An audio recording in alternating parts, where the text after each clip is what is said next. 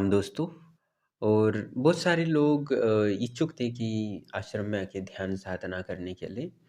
तो उनके लिए मैं कहना चाहता हूँ कि जो भी आना चाहता है, जो आश्रम से जुड़ के 6 महीने हो चुके हैं पूरे, वही लोग आश्रम आ सकते हैं। तो जो आश्रम में ध्यान साधना के लिए आना चाहते हैं, तो वो वर्तमान फ़ोटो भेजें व्हाट्सएप पे अपना, और नाम एड्रेस तो आपका ऑलरेडी है मेरे पास। तो आप ध्यान साधना क्यों करना चाहती है, स्पष्ट रूप से वहाँ लिखना ज़रूरी है। क्योंकि ध्यान भी बहुत सारे प्रकार के होते हैं और हमें जीवन में क्या आवश्यकता है, हमारी ज़रूरतें क्या हैं और अपनी मनोकामना क्या है और समस्या क्या है, इसके माध्यम जानना ज़रूरी है या बताना ज़रूरी है, क्योंकि आपको ध्यान के माध्यम से उसको निराकरण करने की आवश्यकता है। ध्यान जितना आध्यात्म और परमात्मा की ओर निकट लेके जाता है, उतनी ही हमारी बीमारियाँ दूर करता है। मानसिक हो, शारीरिक हो, साथ ही अपने ध्यान के माध्यम से अपनी अम, माइंड डेवलपमेंट करना चाहते हो, मानसिक स्थिति को स्ट्रॉन्ग बनाना चाहते हो, अपनी पर्सनैलिटी डेवलपमेंट करना चाहते हो, तो एटीट्यूड वाला जो गुण होते हैं, वो लाने चाहते हो, तो बहुत सारे जो स्वभाव में हमें परिवर्तन करना चाहते हो ध्यान के माध्यम से। अपने विचारों को नियंत्रित कर सकते हो ध्यान के माध्यम से, अपने तर्कों से वितर्कों को खंडित कर सकते हो अपने ध्यान के माध्यम से। ध्यान की बहुत सारी उपलब्धियां हैं, तो ध्यान के बहुत सारे प्रकार भी हैं। तो आपको क्या प्राप्त करना है, ये उपलब्धि क्या करनी है ध्यान के माध्यम से? आनंद अनुभूति समाधि प्राप्त करनी है, परमात्मा के निकट करना है, या आत्मा का अनुभव करना है, या सूक्ष्म शरीर का सा ध्यान करना है, अनुभव करना चाहते हो, या पूर्व जन्म के दर्शन करना चाहते हो। तो ध्यान के बहुत सारे प्रकार हैं और उसके अनुसार ही आपको उनकी साधनाएँ दी जाती है। तो इसलिए स्पष्ट रूप से आपको लिखना है कि ध्यान के माध्यम से आपको प्राप्त क्या करना है। जिसके माध्यम से, क्योंकि बहुत सारे ऐसे होते हैं कि हाँ, गो ध्यान के अंदर लिखा होता है, वहाँ जाते हैं, कुछ ध्यान पद्धति देते हैं, बैठते हैं, पर उसमें जीवन में क्या परिवर्तन हुआ, ये सोचने की बात है। ऐसा नहीं कि सिर्फ़ गए वहाँ बैठ गए 2-4 दिन, 4-5 दिन, 6 दिन, 7 दिन, 1 महीना, और बस जैसे आ गए और जीवन में कुछ परिवर्तन नहीं, वैसा ही चल रहा है जैसे पहले चल रहा था। तो वैसा नहीं चाहिए। जीवन में वास्तविक लाभ होना चाहिए, परिवर्तन होना चाहिए सकारात्मक, जिससे कि ध्यान की उपलब्धि हो सके हमें। ध्यान से हमें प्राप्त करना है अपनी मनोकामना हो, समस्या हो, हमें अब उससे फ़ायदा उठाना है। ध्यान से फ़ायदा हो जाए, यही हमें करना है। नहीं तो सिर्फ़ बैठ गए ध्यान करना है इसलिए मैं ध्यान कर रहा हूँ, बस आगे कुछ पता नहीं क्या मिला, क्या नहीं मिला, क्या शरीर पर प्रभाव पड़ा, क्या मन पर प्रभाव पड़ा, क्या बुद्धि पर प्रभाव पड़ा, ऐसा नहीं होना चाहिए। आप ध्यान कर रहे हो तो अच्छे से संकल्प लगा के आपको ध्यान करना है, जिससे कि हमें जो चाहिए वो 100% वही हमें प्राप्त हो, और ईश्वर और प्रकृति हमें वही चीज़ दे। जिनको धन की आवश्यकता है, उसके लिए अपनी कार्य क्षमता को बढ़ाना है, तो ध्यान के वो उपयोग कर सकते हैं। कार्य क्षमता बढ़ जाएगी तो धन की उपलब्धि होगी, निर्णय लेने की क्षमता आएगी, सिक्स सेंस अच्छा हो जाएगा ध्यान के माध्यम से। तो जो भी आपको प्राप्त करना है ध्यान की उपलब्धि, या ध्यान से आप लाभ चाहते हो, वो स्पष्ट रूप से लिखना ज़रूरी है। तो मैं वो आपको ध्यान की साधना आश्रम में करा दूँगा। ठीक है, बस एक ही शर्तें हैं कि आपको आश्रम से जुड़ के 6 महीने हुए हो, ये कंडीशन है, बाकी कोई कंडीशन नहीं है। बाकी अपना वर्तमान वाला फ़ोटो भेज सकते हैं। और बाकी आते हुए समय तो आपको ओरिजिनल आधार कार्ड भी रखना होगा, क्योंकि आश्रम में वो आ रहे हो तो वहाँ लिखना ज़रूरी है। तो उसका कॉपी भी आपको ज़ेरॉक्स लेके आना है।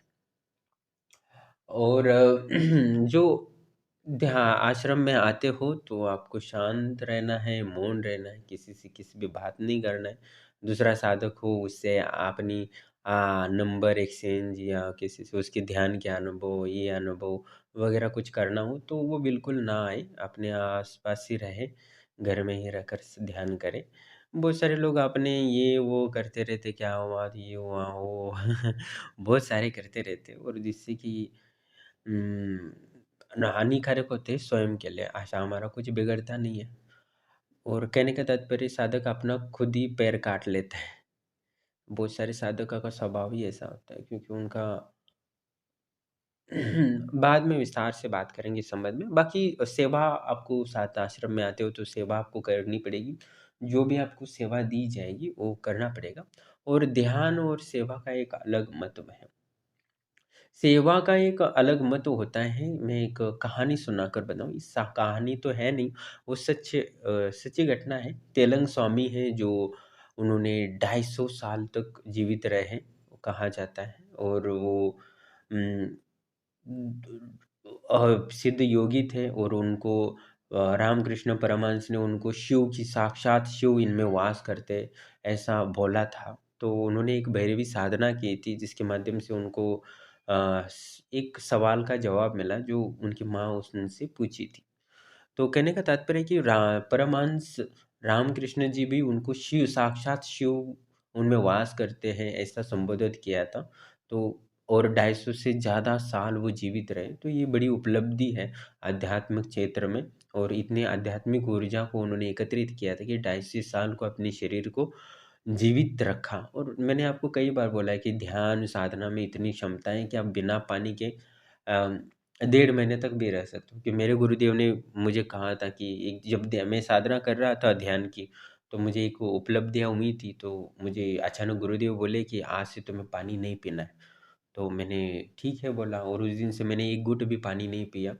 और कंटिन्यू 1.5 महीने तक मुझे ना प्यास ही नहीं लगी। मैं एक बूंद भी पानी नहीं पीता था। तो मैं भी आश्चर्यचकित रहा कि मुझे प्यास क्यों नहीं लग रही है। पर मुझे वो उपलब्धि तब पता चली कि 1.5 महीने तक। और उसके बाद ये कुछ भी तकलीफ भी नहीं हुई कि मैंने पानी नहीं पिया। बहुत सारे लोग बोल रहे थे कि ऐसे कि बहुत सारे लोगों को समझ में आया कि मैं पानी नहीं पी रहा हूँ, कुछ भी को दिखाई नहीं रहा था। क्योंकि सभी आश्रम में होते हुए साथ में रहते हैं, साथ में पानी पीते हैं, साथ में खाते हैं या साथ में ही सब होता है। और नियम से रहना पड़ता है आश्रम में, तो सभी को पता चला।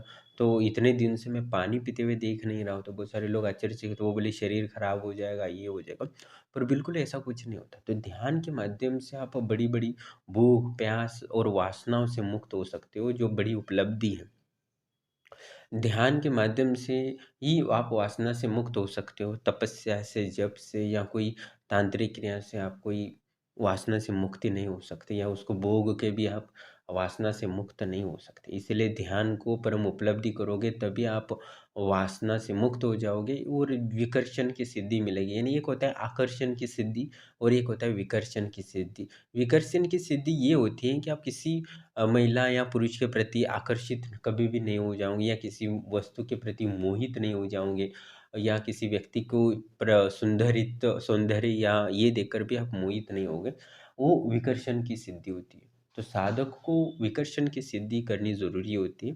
और इससे परम उपलब्धि आपको होती है अध्यात्म में, आपकी एकाग्रता बनाने में और आपको परम वैराग्य प्राप्त करने में ये मदद करता है। पर वैराग्य जो समाधि है अष्टांग योग की, और विवेक ख्याति की प्राप्ति होती है वैराग्य के बाद। तो कहने का तात्पर्य है कि ध्यान की आपको जो कुछ दे सकता है वो कोई और साधना आपको नहीं दे सकता। ध्यान माध्यम से बीमारियां बहुत सारी दूर की है। मैंने काफ़ी अनुभव और वीडियो डाले हैं। मानसिक स्थिति को बुद्धिमत्ता बढ़ाने के लिए भी ध्यान के बहुत सारे उपयोग होते हैं। तो तेलंग स्वामी ने इतनी उपलब्धियां की थी अपनी साधना के माध्यम से। तो उनका जन्म यानी साउथ इंडियन ही थे। जैसे हम जैसे साउथ इंडियन है वैसे ही वहाँ के ही थे। तो और मुझे एक योगी मिले थे जो साउथ इंडियन थे। उन्होंने भी प्राणायाम और ध्यान के माध्यम से इतनी सफलता प्राप्त की थी। जब मैं हिमालय में था तब वो मिले थे। तो उन्होंने सिर्फ 5-5 मिनट डेली का ध्यान करके अपना बिजनेस संभालते हुए ध्यान करके सूक्ष्म शरीर की पूर्ण सिद्धि कर लेते थे। तो वो घर को देखने जाते थे तो शरीर से नहीं जाते थे, शरीर से बाहर आते थे और घर जाते थे कि पत्नी बच्चे क्या कर रहे हैं, और फिर वहाँ देख के फिर दुकान में बैठ जाते थे। और घर जाके बताते थे तुम ये कर रही थी, वो कर रही थी। तो उनकी पत्नी भी आश्चर्यचकित हो जाती थी। तो इनको कैसे पता चला? तो कहने का तात्पर्य वो 5-5 घंटे का से लेके 5 मिनट से लेके ध्यान करते थे। 5 मिनट भी ध्यान करके बहुत सारी उपलब्धियाँ की थी। तो ध्यान आप ऐसा नहीं है कि आप बहुत ज़्यादा करोगे तो लाभ होगा, पर नियमित रूप से उन्होंने 3 साल तक एक 5 मिनट की ध्यान की साधना की थी और सूक्ष्म शरीर की सिद्धि की थी। तो कहने का तात्पर्य है कि आप गुरु के सानिध्य में करते हो, तो निश्चित ही आपको लाभ होता है। और उनके गुरु भी एक उतने सफल और आध्यात्मिक क्षेत्र में आगे थे, इसलिए वो सफल हो गए। सूक्ष्म शरीर की पूर्ण सिद्धि करके दुकान में बैठते-बैठते घर भी देख लेते थे, दुकान भी देख लेते थे कि ग्राहक और कस्टमर क्या कर रहे हैं। तो उनकी कहानियाँ सुन के मैं भी आश्चर्यचकित था, क्योंकि मैं तब अ, उन 20 साल का था, नया-नया ही साधक था तब। पर उनकी अनुभव और मुझे छोटी-सी चीज़ उनकी कहानी सुन के जीवन की बड़ी प्रेरणा मिली। तो मैं तेलंग स्वामी जी थे, वो भी साउथ इंडियन के थे। तो उनकी जो माँ थी, उनको पुत्र की प्राप्ति नहीं थी, तो उन्होंने बहुत साधु संतों की सेवा की और उस आशीर्वाद रूप में उनको तेलंग स्वामी पुत्र के रूप में प्राप्त हुआ। और जब उनकी बचपन थे, तो वो मंदिर में बैठ के ध्यान में ही लीन रहते थे, तो माँ को पता चला कि ये इसका स्वभाव साधु जैसा है, निश्चित ही आगे जाके साधु हो जाएगा, इसलिए उन्होंने जल्दी शादी करने की कोशिश की। तो शादी क की बात सुनते ही वो गुस्सा हो जाते थे, माँ से बोली कि मैं सन्यासी बनना चाहता हूँ, इसमें कोई मेरा रस नहीं है। तो माँ बोली कि मैंने बहुत साधु-संतों की सेवा करके बड़ी मुश्किल से तुम्हें प्राप्त किया है। जब तक मैं मर नहीं जाता, मेरी जब तक मृत्यु नहीं होती तब तक तुम रहो, उसके बाद तुम सन्यास या साधु बनना चाहते हो तो वो हो जाओ। तो कुछ कालांतर तो माँ का स्वास्थ्य खराब हुआ, उनको उम्र भी हो गई। तब माँ ने यही पूछा कि तुम अभी तो साधु बन ही जाओगे, तो मेरा एक पता लगाना कि संत की सेवा का क्या फल होता है, ये तुम्हें पता लगाना है।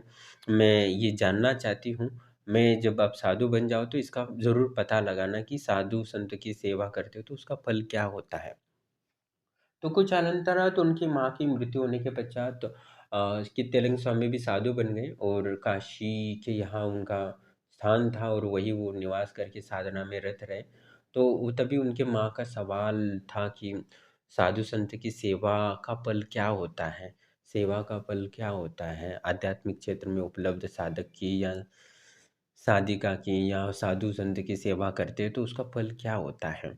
तो ये जानने के लिए उन्होंने बहुत कोशिश की, पर उनको सफलता नहीं मिली। पर कभी उनको पता चला कि राम भट्टाचार्य जो हैं, बहुत सारे विख्यात है और जाति स्मरण या पूर्व जन्म के संदर्भ में बहुत उनको ज्ञान है, कर्मों के संबंध में।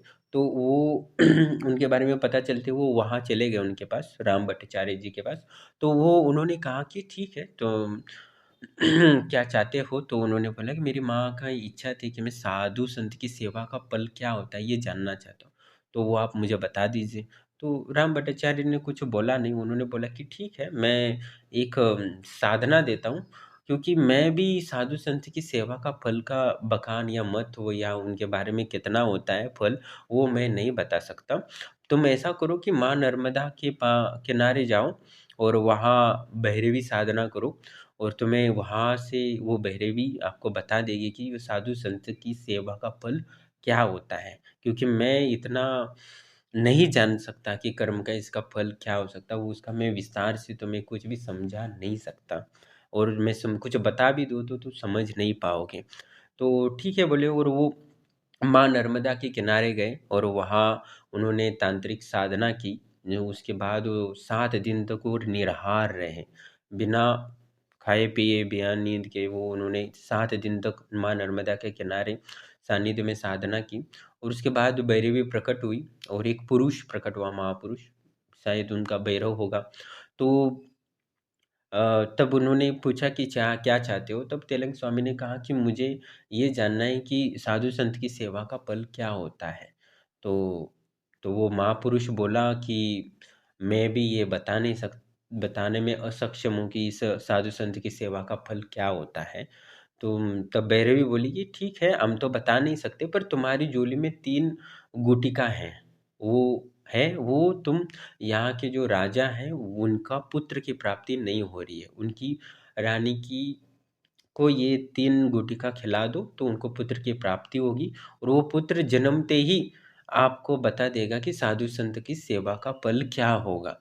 तो तुरंत तुम जाओ और उनको, वो रानी को गुटिका औषधि रूप में दे दो, जिससे कि उनको पुत्र की प्राप्ति होगी और पुत्र जन्मते ही बता देगा कि साधु संत की सेवा का फल क्या होगा। तो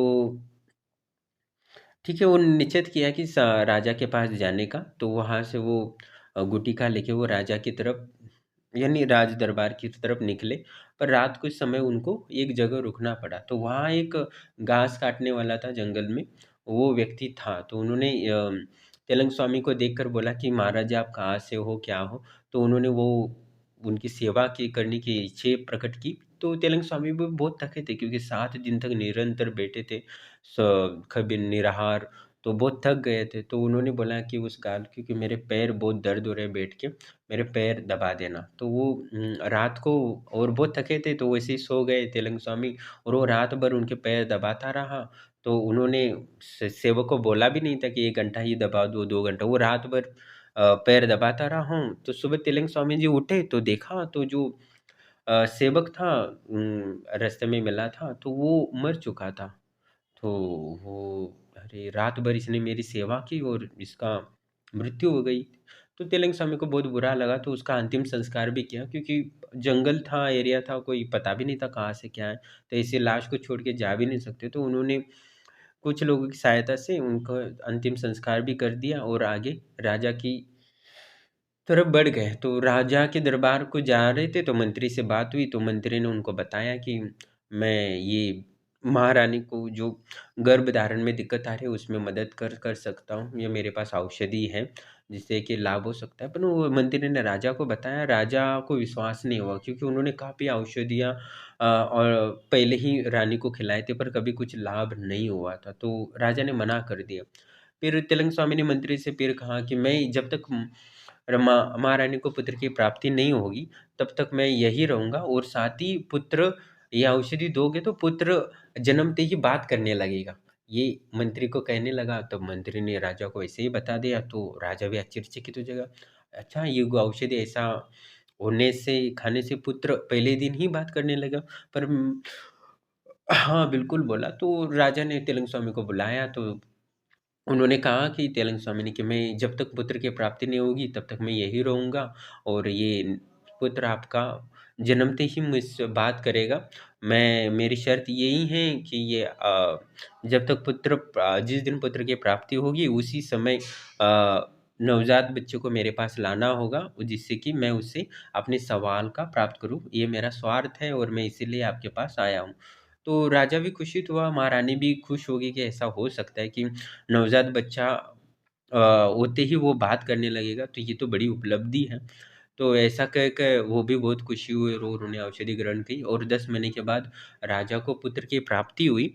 और पुत्र प्राप्त होते ही वचन अनुसार राजा ने तेलंग स्वामी जी के पास भिजवा दिया।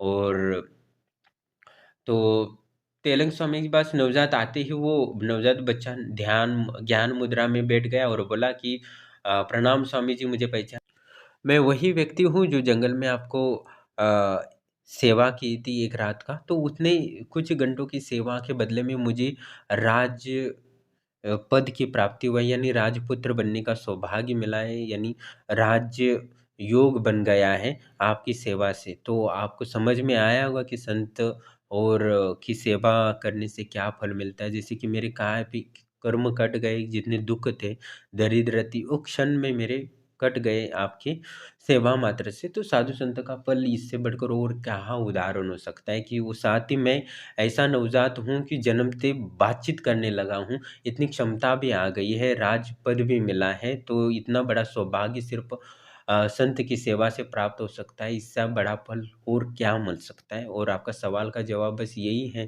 कि आप कुछ दिन की सेवा से राजपद से लेके नवजात बच्चा बात करने लगता है, इतना बड़ा फल प्राप्त हो सकता है, जो जगत में असंभव सा है।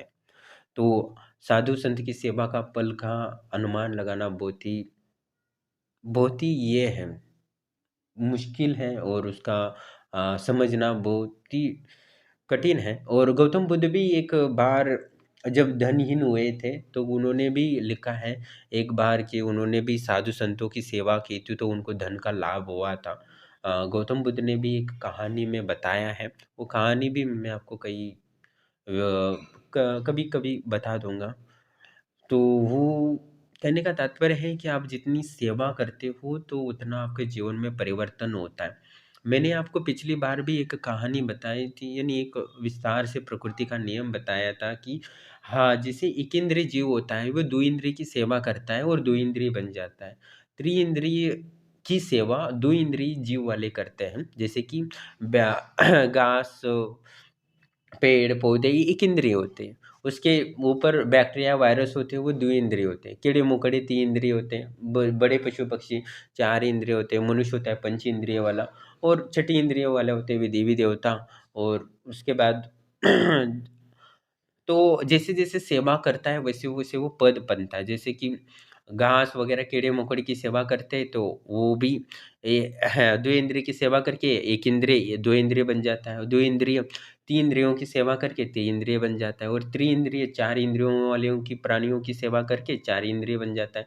और 4 इंद्रिय 5 इंद्रियों की सेवा करके यानी घास, बैल वगैरह या घोड़ा, गधे वगैरह या पशु-पक्षी या मनुष्य की सेवा कर देते हैं, तो उसके बाद वो मनुष्य बन जाते हैं, और मनुष्य देवी-देवताओं की सेवा करके देवता बनने का सौभाग्य प्राप्त होता है। मैंने ये भी कहा था ना कि जो 3 बार इंद्र बना था, वो भी एक बार चींटी हो गया था। तो जो सेवा का फल है, पुण्य है, वो आपको अपनी आत्मा की उन्नति और अच्छा शरीर, अच्छा वैभव, धन, अच्छी स्त्री और पुत्र प्राप्ति में मदद करता है। तो आप सेवा नहीं करते हो तो निश्चित ही आप अपने आप को दुर्गति की लेके ओर जा रहे हो। बहुत सारे लोग अपनी स्वार्थ में और इंद्रिय तृप्ति में इतने लीन हो गए हैं, अपनी आपको एंटरटेन करने के लिए अपने माता-पिता की भी सेवा नहीं करते।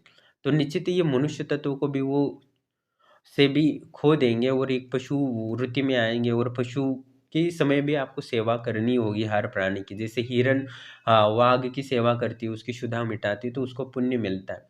तो हर व्यक्ति को आपको सेवा करनी है, क्योंकि हर प्राणी में बैक्टीरिया, वायरस हो, पेड़-पौधे हो या जीवन में हर चीज़ में परमात्मा और प्रकृति का वास है, और उनकी जब तक आप सेवा नहीं करोगे तब तक आपको लाभ नहीं होगा।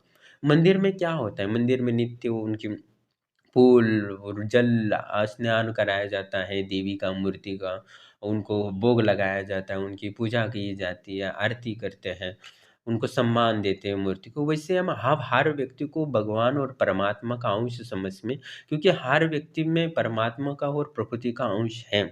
तो उनकी सेवा करोगे तो आपको पुण्य बल बढ़ेगा, और उसके माध्यम से आपको जीवन में जो-जो चाहिए वो प्राप्त होने लगेगा। पर लोगों को लगता है कि दूसरों को लूटने में ही लगे हैं, तो निश्चित रूप से आप दुर्गति को जाओगे। इस जन्म में करोड़पति बन सकते हो। आपको 30 साल, 20 साल उस करोड़पति का अनुभव करके एन्जॉय कर सकते हो, इंद्रिय तृप्ति कर सकते हो, पर आपकी आत्मा के लिए कुछ लाभ नहीं होगा, और आपके पास जितना भी पुण्य है वो सारा नष्ट कर लोगे। क्योंकि आपने एक इंद्रिय से यात्रा शुरू करके द्विइंद्रिय, 3 इंद्रिय, 4 इंद्रिय, 5 इंद्रिय की सेवा करके मनुष्य शरीर प्राप्त किया, और उस मनुष्य का उपयोग सिर्फ़ आप अपनी अ, 5 इंद्रियों की सेवा में लगा रहे हो, तो निश्चित ही सब वेस्ट होने वाला है, क्योंकि कभी भी किसी व्यक्ति को एंजॉय करके लाभ नहीं हुआ है, आनंद की प्राप्ति नहीं हुई है, न सुकून मिला है, न सुख मिला है, ना कभी मिल सकता है। तो आपको आत्मा आनंद की ही ओर जाना पड़ेगा, तभी आपको शांति मिलेगी, क्योंकि आपको पशु हो, पक्षी हो, उनको सुख-दुःख का अनुभव हो सकता है। उनके भी बच्चे होते हैं, वो भी खुश हो जाती है। गिलहरी को भी बच्चे होते तो वो भी खुश होती है, कबूतर के भी बच्चे होते तो वो भी खुश होते हैं, आपको भी बच्चे होते तो आप भी खुश हो जाते हो। पर इससे कोई मतलब नहीं, क्योंकि अनंत आपका अमर तत्व का ज्ञात होना, उस अमृत को प्राप्त होना बहुत ज़रूरी है। उस आनंद को प्राप्त होना ज़रूरी है जो परमानंद है और शाश्वत आनंद है, और शाश्वत तृप्ति दे सकता है, उसकी ओर जाना ज़रूरी है। वो सब तभी प्राप्त हो सकता है आपका सेवा कर चुके हो। सेवा का मतलब है उसका फल है पुण्य। सेवा का फल पुण्य होता है, और वो पुण्य होगा तो ही आपको मनुष्य शरीर मिलेगा। नहीं तो बैक्टीरिया, वायरस, घास, बैल, गधे, 1 इंद्रिय, 2 इंद्रिय, 3 इंद्रियों वाले प्राणी बनना पड़ेगा। और जैसे कि मनुष्य बन जाओ तो भी आपका इंद्रिय कम हो सकता है। ऐसा नहीं कि आपको 1 इंद्रिय है, 2 इंद्रिय, 4 इंद्रिय तो वो पशु ही हैं। समझो कि कोई व्यक्ति मनुष्य है और वो उसका पुण्य नष्ट हो गया है, तो वो डायरेक्ट 4 इंद्रिय वाला प्राणी नहीं बनता। उसका क्या होता है कि मनुष्य होते हुए उसकी आँखें खराब हो जाएँगी, वो 4 इंद्रिय हो गए, 1 इंद्रिय खत्म हो गया, देख नहीं सकता। हाथ-पैर कट जाएँगे तो वो 5 इंद्रिय से 4 इंद्रिय हो गया, कान सुनने की क्षमता निकल जाएगी, बोलने की क्षमता निकल जाएगी, दिमाग चला जाएगा, तो वो खो देगा। तो पुण्य नष्ट हो जाएँगे तो दिमाग भी चलना बंद हो जाएगा, आप कुछ नहीं कर पाओगे, ना बिज़नेस कर पाओगे, ना जॉब कर पाओगे। तो आपका जीवन से एकदम नर्क जैसा हो जाएगा, आपको कोई सुख भी नहीं मिलेगा। क्योंकि आपको तो पता है कि जिनकी बुद्धि नहीं चलती वो पढ़ाई नहीं कर सकते, अच्छा जॉब नहीं मिलता, कुछ नहीं हो सकता, और बिज़नेस तो कर ही नहीं सकता, तो धन कहाँ से आएगा? वो दुःख मिलता रहेगा, या कहीं न कहीं सेवक बना रहेगा, और सेवक बनेगा तो वहाँ ना स्त्री सुख मिलेगा, ना बच्चों का सुख मिलेगा, ना समाज में कोई वैल्यू मिलेगा। तो ये भी दुख के कारण ही है। तो एक इंद्रिय, द्विंद्रिय, त्रिंद्रिय, चार इंद्रिय तो मनुष्य में भी हो जाता है। मनुष्य को सिर्फ वो स्पर्श का ही अनुभव होता है, ना उसको सुनना आता है, ना देखने आता है, ना उसको कुछ महसूस कर सकता है, ना समझ सकने की क्षमता होती है, खो देता है वो सारी। दिमाग ही नहीं चलता, वो एक इंद्रिय है मनुष्य होते हुए। तो ये सब पुण्य क्षीण होने के कारण है। तो आपके पुण्य को बचाना बहुत जरूरी है, जैसे धन को बचाते हो। अब भले करोड़पति बन जाओ लूट के, तो आपको निश्चित ही उसका दुष्परिणाम भुगतना पड़ेगा कुछ समय के लिए। और करोड़ों रुपए भी लूट के भी कोई लाभ नहीं होता। वो आपके बच्चे ही खाते हैं, उनको भी कभी लाभ नहीं होता, क्योंकि वो धन किसी के वश में नहीं रहा है और कभी भी नहीं रहेगा। तो निश्चित ही बहुत मुश्किल होता है। तो जीवन को संतुलित बना के रखना ज़रूरी है। ना ज़्यादा धन अच्छा ज़रूर अब सही है, ना ज़्यादा सिद्धियाँ सही हैं। संतुलित और नियमित मर्यादित रखोगे तो ही आपको जीवन में लाभ होगा। वो समझ तभी आएगा आप ध्यान की साधना करोगे। क्योंकि ऐसा नहीं है कि दूध पीने से शक्ति मिलती है, ज़्यादा लाभ होता है, ऐसा नहीं है। दूध ज़्यादा लेने से बीमारियाँ भी हो सकती हैं। तो जैसे शराब के कुछ कम लेने से या कुछ मर्यादा में लेने से औषधि का गुण करता है, वैसे दूध भी के भी मर्यादा है। ज़्यादा लोगे तो नुकसान करेगा, सीमित रूप से लोगे तो शरीर बलवान बनेगा। तो निश्चित रूप से हर चीज़ का मात्रा है, उसका सही ढंग से करेंगे तभी आपको लाभ हो सकता है। तो एक सफल गुरु होता है या जिसने अनुभव किए हैं, तो उनके माध्यम से ध्यान का सही मात्रा में करोगे, भले ही 5 मिनट करो, पर उसका जीवन में बहुत परिवर्तन ला सकता है। सेवा भले ही आप 1 घंटा कर लो आश्रम में आके, या आश्रम आने की क्या ज़रूरत है सेवा करने की? आस-पास भी बहुत सारी दीन दयालु हैं, उनकी सेवा करो। ऐसा नहीं है कि आप पशु-पक्षियों की ही सेवा करोगे तो ही लाभ होगा। जो व्यक्तियाँ हैं उन सारे व्यक्तियों की सेवा करोगे तो उतना ज़्यादा लाभ होगा। अभी ये ऐसा है कि जैसे बैक्टीरिया, वायरसों की भी सेवा करना ज़रूरी है क्या? आप उनकी सेवा करोगे तो भी आप लाभ होगा, इसमें कोई संशय नहीं है। पर जिनके पास पुण्य ज़्यादा है, उनकी सेवा करोगे तो ज़्यादा आपको फल पेमेंट मिलेगा। जैसे कि अंबानी की या साफ-सफाई कर्मचारी होता है, उसकी पेमेंट ज़्यादा होगी। अभी सामान्य व्यापारी है, उसके यहाँ साफ-सफाई करोगे तो वो कम पैसा देगा, क्योंकि उसके पास कम है। तो वैसे ही जो एक इंद्रिय वालों की सेवा करोगे तो उतना ही पुण्य देगा। पाँच इंद्रिय प्राणियों की सेवा करोगे तो उतना और ज़्यादा लाभ होगा, और उससे भी ज़्यादा छठी इंद्रियों वालों की सेवा करोगे, साधु संत का या देवी देवताओं का, तो वो ज़्यादा पुण्य फल बनता है। इसलिए तो हम देवी की मूर्ति बनाते हैं, क्योंकि देवता तो सामने आते नहीं है, तो उनकी मूर्ति की पूजा की जाती है। उनको चाय पिलाई जाती है, उनको स्नान कराया जाता है, उनको कपड़े पहनाए जाते हैं, उनको नहलाया जाता है, पिलाया जाता है, नाश्ता कराया जाता है, फिर उनको सोने के लिए तकिया लगाया जाता है। बहुत सारे आपने कृष्ण के मंदिर में देखे होंगे। ये सारे पंचोपचारों से पूजा हो, तो उनमें तो क्या सेवा ही होता है ना, और क्या होता है? सेवा ही पूजा होती है। तो वैसे आप किसी माता-पिता की सेवा करोगे तो वो तो साक्षात तो उन्हीं को परमात्मा मानो। आपको मंदिर जाके उनको तिलक लगा के, उनको भोग चढ़ा के, उनको दीपक अगरबत्ती लगा के एकदम पूजा कर रहे हो, और माँ की तो कुछ सेवा ही नहीं कर रहे हो, तो व्यर्थ हो और आप मूर्खता कर रहे हो, इसमें और कोई सवाल ही नहीं है। आप मंदिर जाके माँ दुर्गा की पूजा कर रहे हो, काली की पूजा कर रहे हो, मूर्ति को सामने रखे हो, उससे अच्छा आपकी माँ की पूजा करो, उसको अच्छे से ख्याल रखो, उससे प्यार से बातें करो, उससे अच्छा खाना खिलाओ, अच्छा प्रसन्न रखो, उनकी सुख-सुविधा, सुख-दुःख का ख़्याल रखो, तो आपको मंदिर और पंडित से पूजा-पाठ करने से ज़्यादा फल वहाँ पुण्य मिलेगा। मनुष्य जीवन मिला है तो आपको ये ध्यान रखना हो कि जीवन में कितना सेवा कर सकते हो, उतना आपको सेवा कर लेना चाहिए। सेवा का मतलब क्या है कि आप छोटे बच्चों को भी तेल का मालिश कर रहे हो तो निश्चित ही आपके खुद के बच्चे का फिर भी आप तेल से मालिश कर रहे हो तो शनि आपका अच्छा होने लगेगा। छोटे-छोटे बच्चों का ख़्याल रखोगे तो बुध अच्छा होने लगेगा। किसी स्त्री की सहायता करोगे निष्काम भाव से तो शुक्र अच्छा होने लगेगा, और अपनी माँ की या दूसरों की माँ की सेवा करोगे बूढ़े औरतों का तो आपका चंद्र वगैरह अच्छा होने लगेगा। सामान्य लोगों को धन के स्रोत में मदद करोगे तो सूर्य वगैरह अच्छा होने लगेगा। तो समाज सेवा करो, देश सेवा करो, जितना सेवा कर सकते हो उतना करो। वो भी नहीं कर सकते तो अपने परिवार की सेवा आपको करना चाहिए, कि जीवन में मन, बुद्धि और अपने आत्मा में सेवा का भाव जागृत करो, जिससे कि आपको पूर्णतः जीवन में पुण्य के फल की प्राप्ति हो और आप मनुष्य तत्व से दूर ना जा सको। एक बार मनुष्य तत्व से निकल गए तो फिर मुश्किलें बढ़ जाती हैं, क्योंकि फिर से वो मनुष्य शरीर मिलना बहुत मुश्किल हो जाता है। ये दिमाग में आपको रखना है कि मैं एक इंद्रिय, द्विंद्रिय, त्रिंद्रिय, चार इंद्रिय, पंचेंद्रिय लोगों की सेवा करके ही प्राणियों की सेवा, मैंने पशु पेड़ पौधों की सेवा करके, पशु पक्षियों की, बैक्टीरिया वायरस की सेवा करके, उनकी गधे बैल इनकी भी सेवा करके उसके बाद इतना पुण्य इकट्ठा किया है, उसके बाद मुझे मनुष्य शरीर मिला है। ये आप दिमाग में फिक्स रखो। भले आपका दिमाग बोलेगा ऐसा तो कैसे हो सकता है, ऐसा तो नहीं होता, मैं तो हर जन्म में मनुष्य ही बना रहता हूँ, इसमें कोई संशय नहीं, क्योंकि प्रकृति और ईश्वर ने बस मुझे ही बनाया है, मैं एक उनका दामाद हूँ कि ईश्वर परमात्मा के हर समय में मनुष्य बनाए। ऐसा दिमाग कह सकता है, पर ऐसा मानना नहीं है। तो आपको कहना, ये बात समझ लेनी चाहिए कि हमें सेवा के बल पर ही मनुष्य जन्म मिला है, तो वो पुण्य खत्म हो जाएगा तो हम फिर से एक इंद्रिय, दो इंद्रिय, तीन इंद्रिय, गधे बैल से लेके घास तक बन सकते हैं, इसमें कोई संशय नहीं है। तो कहने का तात्पर्य, आपको जिस इतने सारी सेवा करने के बाद मनुष्य जीवन मिला है, तो उस पद का सही से यूज करो, तो आपको से और पुण्य की वृद्धि होगी और आप देवत्व को प्राप्त हो सके, आनंद को प्राप्त हो सको, या परमात्मा का अंश बन सको। तब आपके हृदय से आवाज़ निकले, अहम ब्रह्मास्मि, ये वाला जब आवाज़ निकले तो स्वतः ही, तो बस आपको पूर्णता की अनुभूति होगी और आपको मुक्ति का मार्ग खुलेगा। नहीं तो आप ऐसे ही अनंत काल तक भटकते रहोगे, अनंतों कल्पों तक, यानी हजारों करोड़ों साल तक। कई बार कुछ तो ये नष्ट हो जाएगी, फिर बनेगी, फिर पर आपको मुक्ति नहीं मिलेगी। तो कहने का तात्पर्य है, इस महान उपलब्धि का आपको उपयोग करना है, तो बस आपको सेवा करनी है।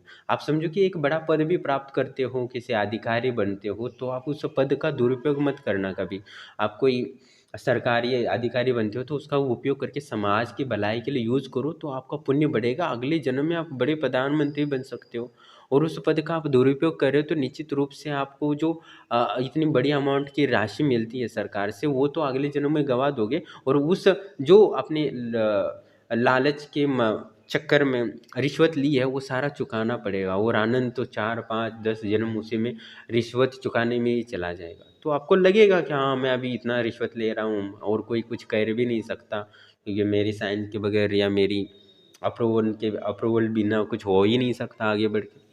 और मैं तो लाभ लूँगा, क्योंकि मैंने बहुत मेहनत की है इसके लिए, कितना कुछ खिलाया है अधिकारियों को, तब मुझे ये जॉब मिली। तो ऐसा सोचोगे तो आप निश्चित रूप से कंगाल की ओर भागोगे। भले ये 3, 4 साल या भले 30 साल आगे के आपको सुरक्षित महसूस होते हो, पर आगे के 300 साल या 3000 जन्म आपको व्यर्थ जाएंगे। आपको मजदूरी करनी पड़ेगी, आपकी दिमाग की क्षमता छीन लेगी प्रकृति, आपकी दिमाग की क्षमता छीन लेगी, ना तो जॉब कर पाओगे, ना बिजनेस, ना अपना शरीर ही संभाल पाओगे।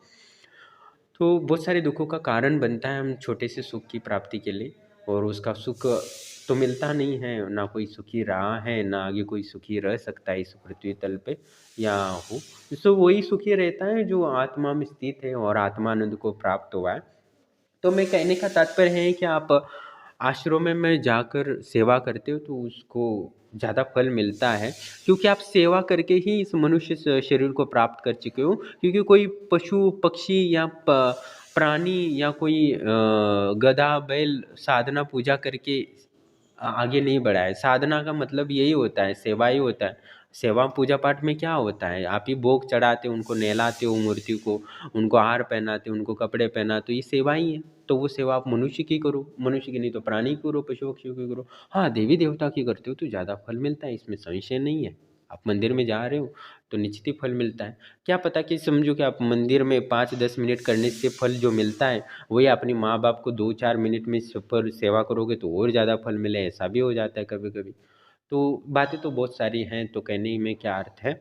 तो कहना यही चाहता हूँ कि सेवा आपको जीवन में करना होगा, मेहनत करनी होगी। आप निष्काम भाव से सेवा करो समाज के लिए, तो आपका जीवन सुधरेगा, इसमें कोई संशय नहीं है।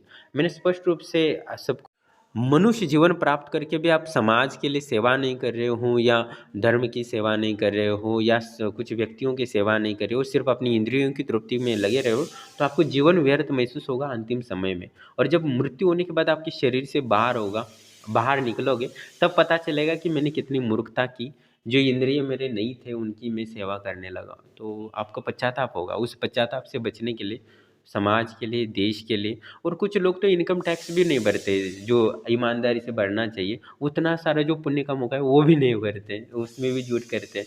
तो आप सेवा को अपने जीवन से दूर कर रहे हो, तो निश्चित ही आप एक इंद्रिय द्विंद्रिय हो जाओगे, मनुष्य होते हुए भी एक इंद्रिय द्विंद्रिय बन जाओगे, तो वो तो महान दुख का कारण है क्यों कोई ऐसा विकलांग हो जाता है, क्यों वो कोई मंदबुद्धि हो जाते हैं, प्रकृति उसको क्यों दिमाग बुद्धि नहीं देती है।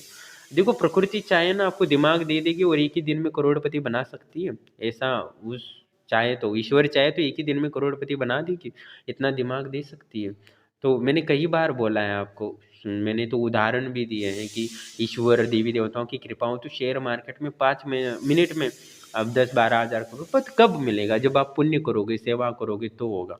तो मैंने त्रिकालदर्शी की सिद्धि प्राप्त करके भी आश्रम से आप सेवा कर सकते हो लोगों की, जिससे कि आपको जीवन में परिवर्तन सकारात्मक हो सकता है। कुछ लोग मुझे व्हाट्सअप कर रहे थे कि बोल रहे थे कि गुरुदेव आप साधना के ध्यान के अनुभव नहीं डाल रहे हो, साधना के अनुभव नहीं डाल रहे हो, वीडियो कम डाल रहे हो, क्या अनुभव खत्म हो गए क्या? अनुभव खत्म नहीं हो रहे, लोग बहुत ज़्यादा जुड़ रहे हैं, कॉलिंग भी ज़्यादा आ रही है, तो उस वजह से मैं नहीं चाहता कि ज़्यादा लोग जुड़े, क्योंकि मुझे कोई करोड़पति नहीं बनना है, मुझे वो लोगों की सेवा करनी है। सेवाओं का मतलब है लोगों की सहायता करनी है, जिनको उनको लाभ होगा और उसके माध्यम से मुझे पुण्य मिलेगा और मैं और परम आनंद के तत्व में विलीन हो जाऊंगा, वो मुझे ज़रूरी है, क्योंकि पुण्य के होगा तो मैं करोड़पति यूं ही बन जाऊंगा, और मैं करोड़पति बनने के चक्कर में पड़ा रहूंगा तो निश्चित ही मैं अपना पुण्य गंवा दूंगा और कुछ भी नहीं मिलेगा, सिद्धि भी चली जाएगी और पैसा भी चला जाएगा। पैसा जाने में क्या दिक्कत हो, कोई भी बीमारी हो सकती है, कुछ भी हो सकता है, तो वो पैसा डॉक्टर के पास हॉस्पिटल के माध्यम से जा सकता है। प्रकृति चाहे तो कुछ भी कर सकती है, प्रकृति चाहे तो मुझे हज़ारों साल जीवित रह सके, तो कुछ भी कर सकती है। तो ईश्वर और सेवा हर व्यक्ति और प्राणी में वास करता है। आप प्रकृति और ईश्वर की सेवा करोगे तो आपको निश्चित ही लाभ होगा। इसलिए हिंदू संस्कृति में पेड़ पौधे से लेकर सबकी सेवा करने, पूजा करने की कहा गया है। तो सात्विक मैंने जितना चाहे उतना समझाने की कोशिश की है अपने जीवन और प्रकृति को क्या है। तो मैं बड़े वीडियो अभी इसीलिए बना रहा हूँ कि जैसे कि प्रकृति के संबंध में आपको और जीवन के संबंध में सही से ज्ञान मिले और आपका जीवन सफल हो, जिससे मैंने अपने जीवन को आनंदमय बनाया है। मेरा 24 घंटे हर क्षण एक परम आनंद में चला जाता है और परम शांति का अनुभव करता हूँ, वही आप करो। तो इतना आसान तो है नहीं है, तो वही सारे तत्वों को समझो, वही सब सूत्रों को आप प्राप्त करो, अपने जीवन में उतारो। भले ही इस जीवन में ना मिले वो आनंद, भले ही इस जीवन में वो परम आनंद परम सुख की अनुभूति ना हो, वो परम आत्मा या परमेश्वर का भले ही अनुभव इस जन्म में ना हो, पर अगले जन्म के लिए तो आपको खुल जाए रास्ते, इससे यही चाहता हूँ। भले श्री क्या अब ये परम आनंद ना मिले, तो अगला जन्म आपको स्वास्थ्य तो मिले, आपको पैसा तो मिले, सुंदर स्त्री तो मिले, इसके लिए तो आपको कुछ लाभ होता है। तो यही आशा है कि मैं चैनल के माध्यम से सेवा करने की कोशिश करता हूँ। भले ही मेरे वीडियो ना चले, पर कभी ना कोई एक व्यक्ति तो होगा जो उसको मेरी ज्ञान की आवश्यकता होगी और उसको लाभ होगा। इसलिए मैंने वो छोटे छोटे वीडियो बनाना बंद कर दिया और हफ्ते में एक ही बड़ा वीडियो बनाऊंगा 1 घंटे का, जिससे एक तत्व के संबंध में, एक जीवन में जो उपयोगी हो सकता है, जो प्रकृति की शाश्वत नियम है, शाश्वत जो सूत्र है, उसको समझाने की मैं कोशिश कर सकता हूँ। क्योंकि ये बड़ा विस्तार वाला चीज़ है, तो मैं समझाने में बहुत मुश्किल होती है, बहुत सारे उदाहरण देने पड़ते हैं, बहुत सारी बातें बताने पड़ती है, तब एक सूत्र को आपको ज्ञात होगा।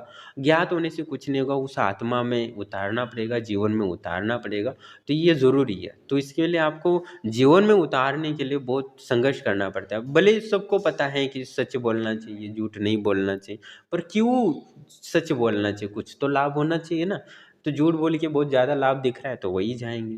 जब पता चले कि ये झूठ बोल के जितना नुकसान होता है, वो सच बोल के उससे कहीं ज़्यादा लाभ होता है, तब पता चले, फ़ायदा देखेंगे तब है भाई, मतलब ही दुनिया है, फ़ायदा होगा तो ही सच बोलेंगे ना। तो फ़ायदा क्या है ये तो बताना ज़रूरी है, तभी तो सच्चाई पे जाएंगे लोग। बच्चों को तो बोलते हैं हम सच बोलो सच बोलो सच बोलो, काहे को बोले भाई सच, वासना से मुक्त हो, क्यों हो जाए मुक्त भाई, वो क्यों ब्रह्मचार्य का पालन करे, क्यों ईश्वर की पूजा करे, क्या कमी है, खा पी के तो 2 टाइम का आराम से पड़े, और क्या ज़रूरत है परमात्मा की, और भगवान को लेके क्या करेंगे, क्या मतलब उसका। तो कहने का तात्पर्य क्या है क्या नहीं है ये समझने की ज़रूरत है। यूं ही कुछ भी लोग जा रहे हैं वैसे करने से कोई मतलब नहीं है। बच्चों को बोलते हैं पैर पढ़ो, हाँ पैर पड़ता है मूर्ति के सामने, आ जाता है, हाँ बहुत खुश हो जाते हैं, वीडियो निकालते हैं, फोटो डालते हैं, हम भेज देते हैं, और मेरा बेटा पूजा पाठ कर रहा है, ये कर रहा है, दिखाने के लिए बस हो गया। पर जीवन में क्या लाभ हो रहा है, उसके जीवन में सुख आया, शांति आया, धन आया, समृद्धि आई, भोग मिले कि नहीं मिले, नहीं। तो आपको अपनी वासना से और तृप्ति न करके उस वासना को से मुक्ति के बाद जो आनंद मिलता है, ब्रह्मचार्य का भी एक आनंद होता है। वासना से रहित होने के बाद जो आनंद मिलता है उसको हमें प्राप्त करना है। वासना से जो आनंद मिलता है उससे परे जाना है। तो इसके लिए आपको अध्यात्म के गुप्त सूत्र समझने होंगे। आज मैंने जो सेवा का फल बताया वो बहुत ही विस्तार से मैंने बताने की कोशिश की है। और सेवा आपको आश्रम में आके करने से बहुत सारे लाभ हो सकते हैं। इसलिए आप समझो मेरे आश्रम में नहीं आ रहे हो, कहीं जा रहे हो, माँ नर्मदा के किनारे भी बहुत ऊर्जा है, वहाँ बहुत सारे आश्रम हैं। मैं कहने का निवेदन करूँगा कि आपको कि वहाँ के आश्रम में जाओ, कुछ समय के लिए ध्यान सानिध्य करो प्रकृति के। आश्रम में दान दक्षिणा देकर ही आपको वहाँ निवास करना है। ऐसा नहीं कि फ्री में सुविधा है तो आ जाओ और जो बचा कुछ पुण्य है वह लुटा दो और फिर आ जाओ, कोई मतलब नहीं है। आपको दान दक्षिणा देना है और वहाँ रहना है, जैसे होटल में रहते हो वैसे, ठीक है।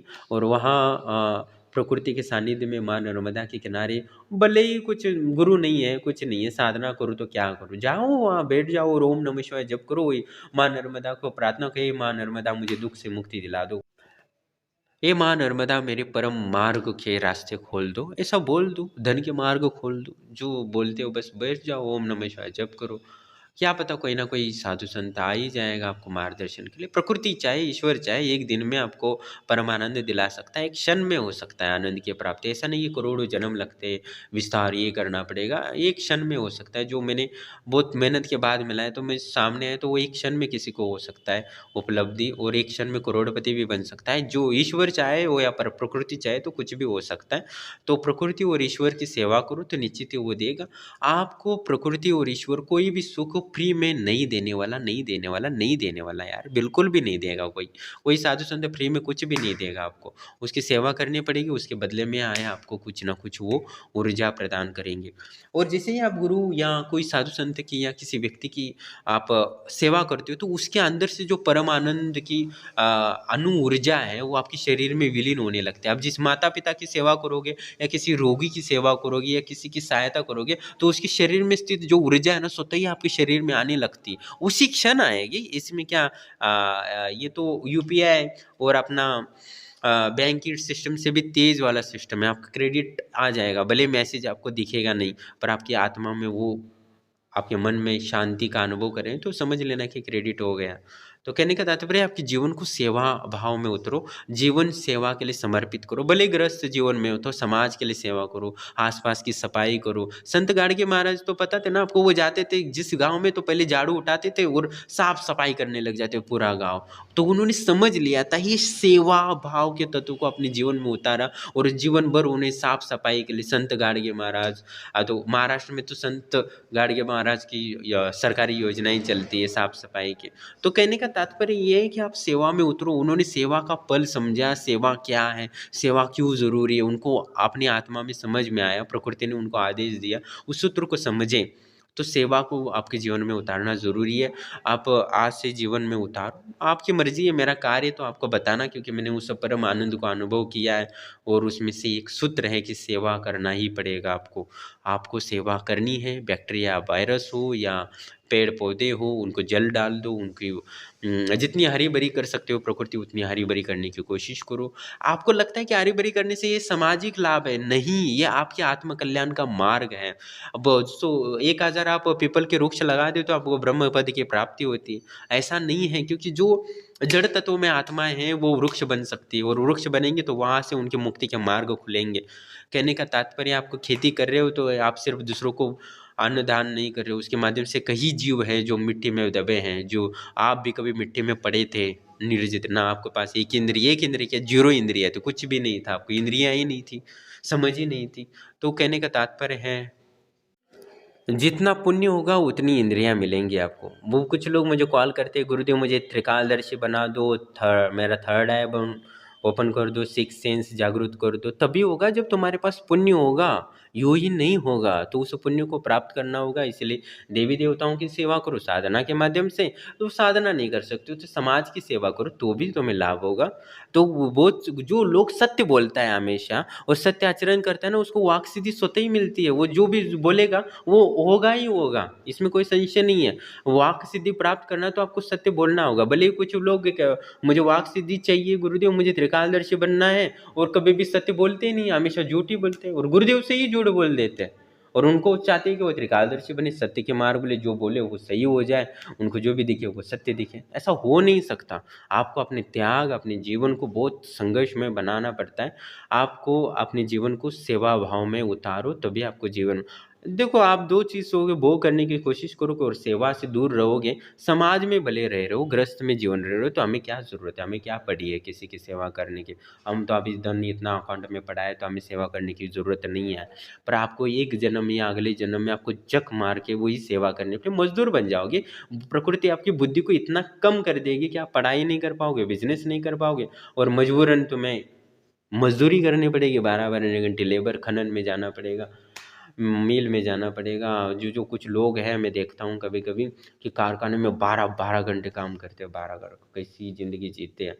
तो ऐसी ज़िंदगी आपके व्यर्थ हो जाएगी, या कहीं अफ्रीका में जन्म लोगे, वहाँ जहाँ पूरा जंगल में सिर्फ कीड़े मकोड़े खाते रहोगे, ऐसा जीवन आ जाएगा प्रकृति में। नहीं तो वो ऐसे अलग अलग गुलामी जैसे जीवन जीनी पड़ेंगे, बुद्धि से क्षीण हो जाओगे।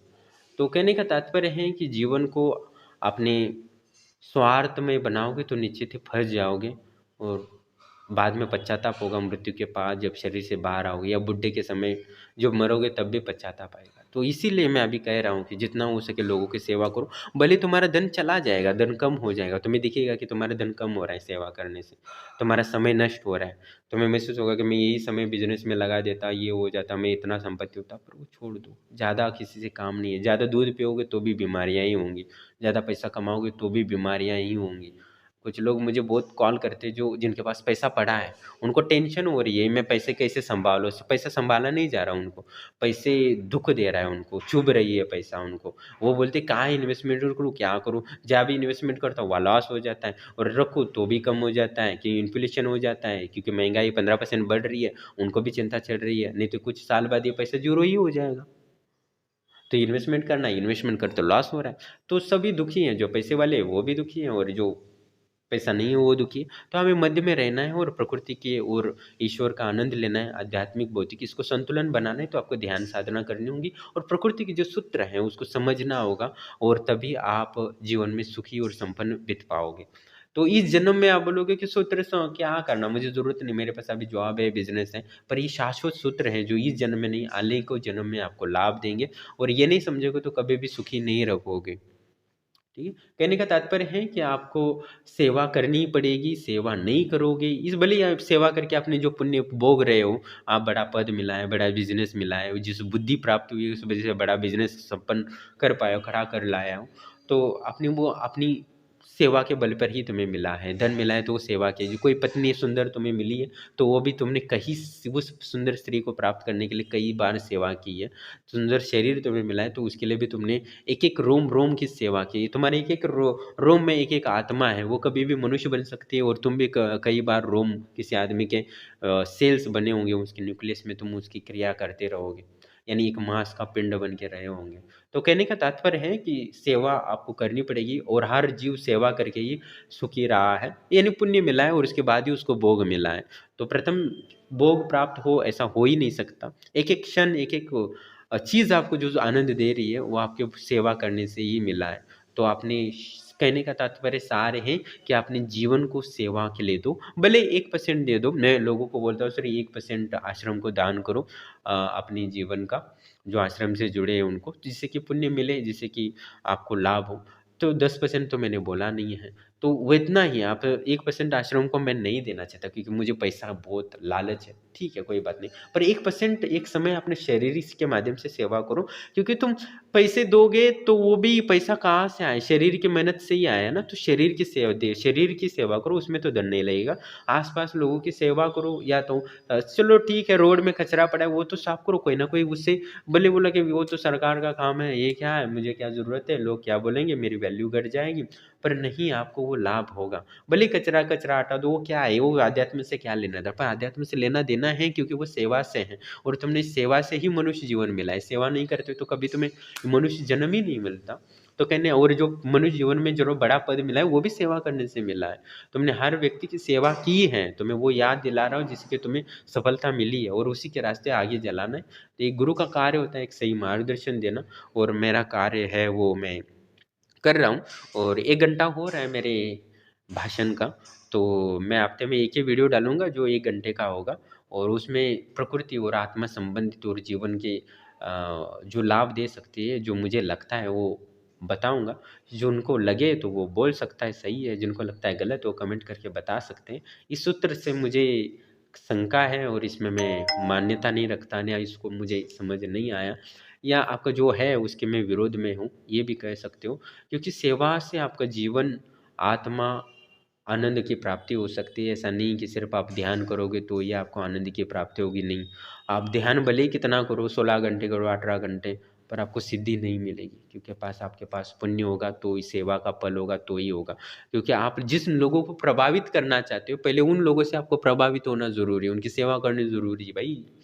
ऐसा नहीं हो सकता कि आप किसी से पैसे दे रहे हैं, किसी से पैसे आ रहे हैं, तो ऐसा नहीं है कि उसका संबंध सिर्फ इसी जन्म में इसी है। कई बार आने को जन्म में आपको लाभ हुआ होगा।